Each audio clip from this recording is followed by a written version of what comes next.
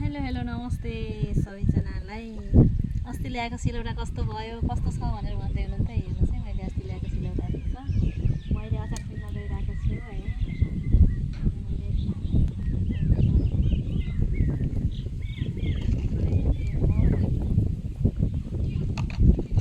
त्यस पछाडि लसुन, त्यस पछाडि यो खुर्सानी, पोलेको खुर्सानी। मलाई चाहिँ यस्तो चाहिँ मनपर्छ, दिन्छु। टमाटर पोलेर राखेको छु।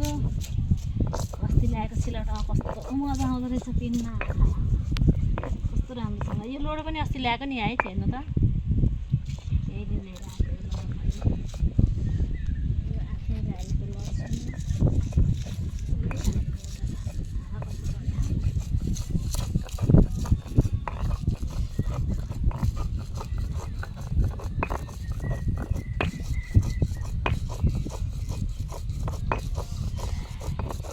पहिले के अरे सानो हुँदाखेरि त्यो भिजाएको पिठो होइन, अनि भाउजूहरूले त्यो बाक्लो बाक्लो रोटी, बासी पिठोको रोटी के, अनि यस्तै नुन पिनेर खाँदाखेरि आहा कस्तो मिठो लाग्थ्यो।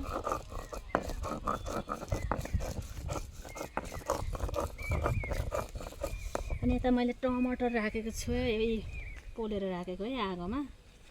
यसलाई चाहिँ म यो बाहिरको घरि फ्यालिदिन्छु।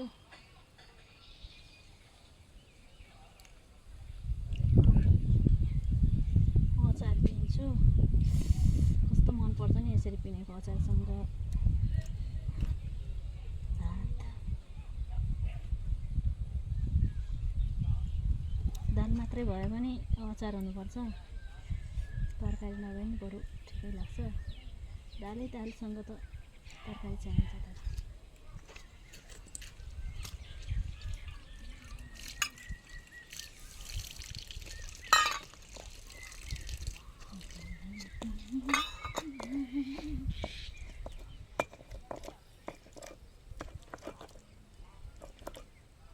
नयाँ सिलौटामा अचार खानुपर्छ मस्त। तर राम्रो रहेछ क्या सिलौटा, कस्तो राम्रो लागेछ।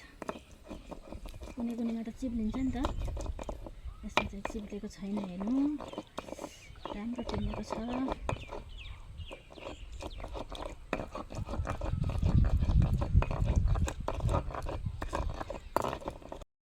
मैले अस्ति नयाँ ल्याएको सिलौटामा अचार पिनिसकेँ टमाटरको।